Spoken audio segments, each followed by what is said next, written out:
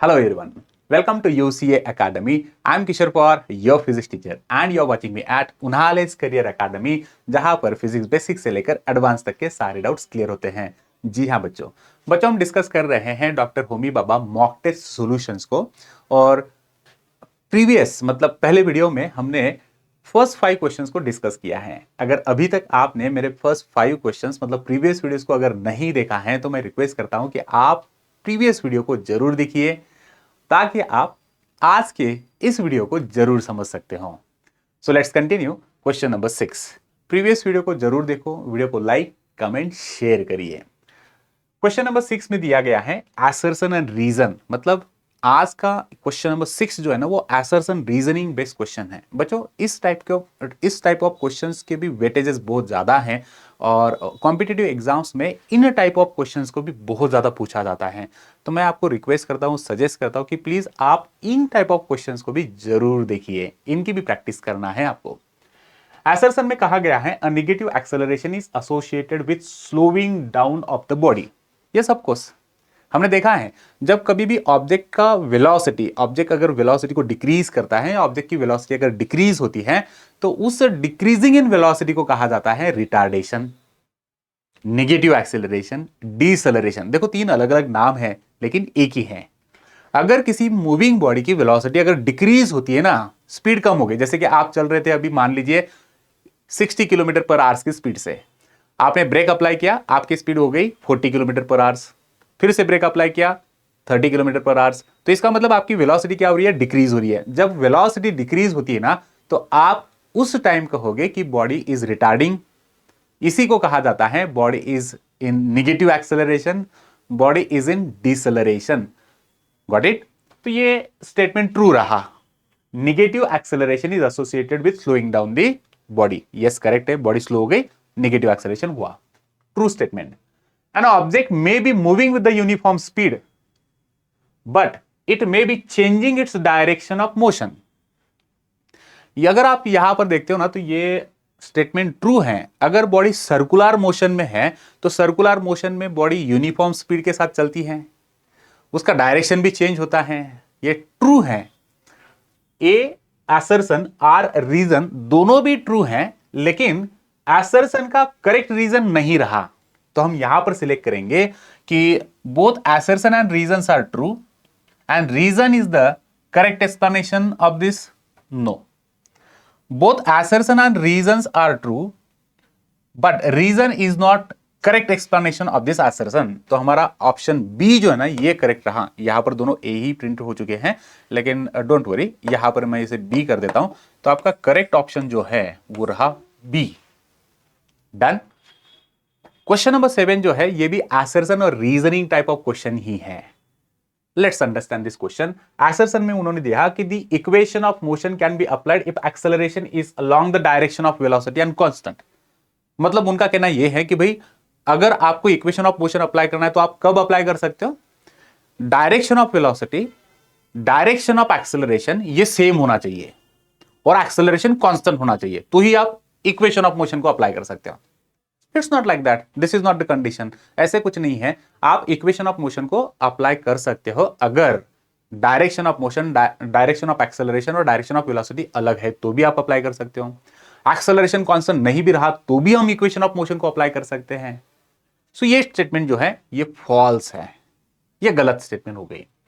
Reason उन्होंने कहा the acceleration of the body is constant then its motion is known as uniform motion. भाई acceleration अगर constant है तो उसे हम यूनिफॉर्म मोशन कहेंगे, ये भी गलत है। एक्सेलरेशन कांस्टेंट रहा तो ही हम यूनिफॉर्म मोशन कहेंगे क्या? नहीं। चलते हैं, इसका मतलब क्या हुआ, दोनों स्टेटमेंट भी फॉल्स स्टेटमेंट हो गए। तो both assertion and reasons are false. तो इसका करेक्ट ऑप्शन आपने सिलेक्ट करके आए होंगे और इसके लिए आपने आंसर लिखा होगा D. Very good. So D is our correct answer. चलते हैं क्वेश्चन नंबर 8 पर। See now the correct question number 8। Question number 8 says that if m and n are two objects, दो ऑब्जेक्ट्स दिए गए थे आपके पास में m और n। सो यहां पर देखिए we have a body m and body n like this. With the masses 8 kg and 32 kg respectively. तो 8 kg जो मास है ये m का हुआ एंड 32 kg जो मास है वो n का हुआ। Then m has more inertia than n has more inertia than m and n have same inertia, both will have no inertia। बच्चों inertia के बारे में हमने पढ़ा था। inertia, this is the tendency of an object।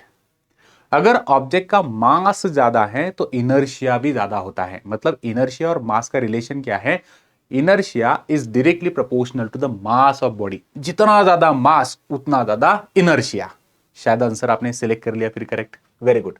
तो यहां पर मास किसका ज्यादा है? एन का मास ज्यादा है ना? एन का मास ज्यादा है, एन का मास 32 है, एम का मास 8 kg है। तो N has more inertia than M. तो ऑप्शन बी आपने करेक्ट कर दिया। Got it? So option B, this is our correct answer. Moving forward, question number 9 पे चलते हैं। क्वेश्चन नंबर 9 एक डायग्राम बेस्ड क्वेश्चन है। एक डायग्राम आपको दी गई थी कुछ इस तरह से और कहा गया a stone is tied to the middle of the string. देखो एक स्टोन यहां पर दिया गया है, स्टोन को हमने स्ट्रिंग से टाई करके रखा हुआ है and suspended from one end as shown in the figure. इस तरह से इसको सस्पेंड किया गया। Here's a stone, O is the point of suspension. यहां पर सस्पेंड किया गया है। S जो है स्टोन है, O इस पॉइंट पे अपने स्टोन को सस्पेंड किया गया। If you give a sharp jerk at P, इस P पर है ना आपने एक शार्प जर्क दिया है ना, इस P पर आपने क्या किया, इसे शार्प जर्क कर दिया तो स्ट्रिंग विल ब्रेक। P पर आप शार्प जर्क देते हो तो क्या होने वाला है? स्ट्रिंग ब्रेक होगी। तो कहां से ब्रेक होगी? बिलो द स्टोन, स्टोन के नीचे, at the point of P, point of P पर, from above the stone, stone के ऊपर से, या नन ऑफ दिस, या कहीं से भी नहीं होगा। ऑफकोर्स बच्चों जब हम इनर्शिया की बात करें या जब आप शार्प जर्क लगाते हो, जर्क मतलब इनर्शिया हो गया, तो यहां पर इस पर्टिकुलर स्टोन को आपने टाई किया है स्ट्रिंग से। जब आप इसे जर्क लगाते हो ना तो स्टोन के नीचे वाला जो स्ट्रिंग है वो वहां से ब्रेक हो जाएगा because of its inertia. Stone का इनर्शिया जो है ये स्टोन को मोशन में नहीं आने देगा और स्टोन मोशन में नहीं आएगा, इसके कारण क्या हो गया, ये जो स्ट्रिंग है ये यहां से कट हो जाएगी, यहां से टूट जाएगी। क्यों? स्टोन के इनर्शिया के कारण। Because of the inertia of stone, stone wants to be continuous state of rest only. Stone motion में नहीं आना चाहिएगा और आप जब जर्क लगाओगे ना तो ये जो स्ट्रिंग है ये पॉइंट पी से टूट जाएगी, पॉइंट पी के ऊपर से, मतलब यह स्टोन के नीचे से। सो बिलो द स्टोन, ये करेक्ट स्टेटमेंट हो गई। बिलो द स्टोन यहां से टूट जाएगी। चलते हैं अगले क्वेश्चन पे, question number 10। Question number 10 says that, देखो क्वेश्चन नंबर 10 में क्या दिया गया है, a body moves with the velocity of 4 metres पर सेकंड। एक बॉडी है जो 4 मीटर पर सेकंड से चल रही है and has momentum of 20 kg metre पर second. What is the mass of the body? So बहुत इजी क्वेश्चन रहा, शायद आप सब लोगों ने इसे सॉल्व किया होगा। हम क्वांटिटीज क्या क्या दी गई इस क्वेश्चन में लिख लेते हैं। देखो एक बॉडी है जो चल रही है, मूविंग है, कितने वेलोसिटी के साथ चल रही है? ये चल रही है 4 मीटर पर सेकेंड के स्पीड से। जब अगर कोई मूविंग बॉडी है तो ऑफकोर्स उसके पास कुछ ना कुछ मोमेंटम होगा, तो इसका मोमेंटम दिया गया है 20 kg मीटर पर सेकेंड। इतना इसका मोमेंटम कितना है? 20 kg मीटर पर सेकेंड इतना। तो भाई इस ऑब्जेक्ट का मास कितना होगा ये क्वेश्चन दिया गया है ना। तो मास कितना है? हमें मोमेंटम का फॉर्मूला पता है। आप सब लोगों ने इस क्वेश्चन को बहुत इजीली सॉल्व कर लिया होगा क्योंकि ये सिंपली फॉर्मूला बेस्ड क्वेश्चन है। आपने फॉर्मूला लिखा होगा P is equal to mv, momentum is equal to mass into velocity. Mass की जगह पे मास आपको फाइंड करना है। m is the mass, p is the momentum, momentum की जगह पे मैंने लिख दिया 20, मास अननोन क्वांटिटी है, वेलोसिटी हमें दी गई थी 4, तो आप सिंपली लिख दोगे 20/4 इज इक्वल टू मास, मतलब 5 किलोग्राम। तो मास कितना मिला? 5 किलोग्राम। एब्सोल्युटली करेक्ट, सबका आंसर सही होगा क्योंकि क्वेश्चन बहुत इजी था ये, तो आपने टिक लगा दी 5 kg पर। क्वेश्चन नंबर 11 पे चलते हैं। So we have question number 11 now and this question number 11 is थोड़ा सा लॉजिकल बेस्ड क्वेश्चन है, मोमेंटम से रिलेटेड ही है। A cracker at the rest explodes into 2 equal part. एक क्रैकर रखा गया होगा कुछ ऐसे, देखो इसको हम कुछ इस तरह से समझ लेते हैं। ले लो भाई एक क्रैकर, फायर क्रैकर दिवाली के टाइम आप सब लोग खेलते हो है ना।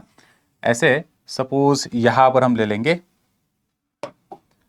लाइक दिस, इस तरह से हम यहां पर इसे दिखा सकते हैं, ये इसका फ्लेम। ओके, ये फायर क्रैकर है, ये रेस्ट पे है और explodes into two equal parts. ये फूटने के बाद इसके दो इक्वल पार्ट हो गए। Okay, these parts will move in, तो ये दोनों पार्ट्स जब ये एक्सप्लोड होगा दो इक्वल पार्ट में, अगर सिमेट्रिकली मतलब इक्वल पार्ट ही होने वाला है, इक्वल पार्ट अगर ये ब्रेक होता है, अप डाउन कहो या फिर लैटरल कहो, लेफ्ट साइड और राइट साइड कहो या अप एंड डाउन कहो, अगर सिमेट्रिकल पार्ट में ये ब्रेक होगा तो these parts will move in, ये दोनों पार्ट्स किस डायरेक्शन में चले जाएंगे? Opposite in direction with the different speed, same direction with the different speed, same direction with the same speed, opposite direction with the same speed. बच्चों ये symmetrical part में दो होने के बाद एक साइड आप इस तरह से इमेजिन कर लिए, बराबर है, इस तरह से अगर ब्रेक होता है या ऊपर नीचे ऐसे भी ब्रेक होगा तो दोनों पार्ट्स जो हैं वो अपोजिट डायरेक्शन में जाएंगे और सेम स्पीड के साथ जाने वाले हैं। डन, चलते हैं अगले क्वेश्चन पर, क्वेश्चन नंबर 12। तो आपने इसका ऑप्शन डी सिलेक्ट किया होगा। And now question number 12, if the same force is applied on two bodies, दो अलग अलग बॉडीज हैं, दोनों का मास अलग अलग दिया उन्होंने, देखो क्या कहा, the same force is applied on two bodies of different masses for the same time. दो बॉडीज के ऊपर दोनों का मास अलग अलग है, ऐसे कुछ हम इसे इस तरह से समझते हैं, body A and body B, this is body A smaller in mass, body B bigger in mass or larger in mass, and we are applying the force on both the bodies for the same time, same force।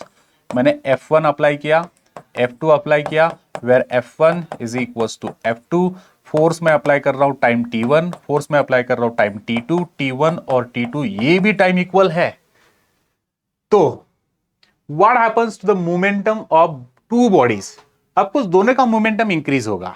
किसी भी body के ऊपर अगर आप force लगाते हो, अगर body motion में आ जाती है तो बॉडी के मोमेंटम में चेंज मिलेगा आपको, और ये मोमेंटम किसके ऊपर डिपेंड होता है? अप्लाइड फोर्स पे। मोर इज द मोमेंटम, अगर मैं ज्यादा फोर्स लगाऊं तो ज्यादा मोमेंटम, कम फोर्स लगाऊं तो कम मोमेंटम। आपने कहा कि F1 F2 दोनों बॉडीज के ऊपर आप equal same amount of force लगा रहे हो, सेम टाइम के लिए लगा रहे हो, तो आपको यहां पर दोनों बॉडीज का मोमेंटम इंक्रीज होगा।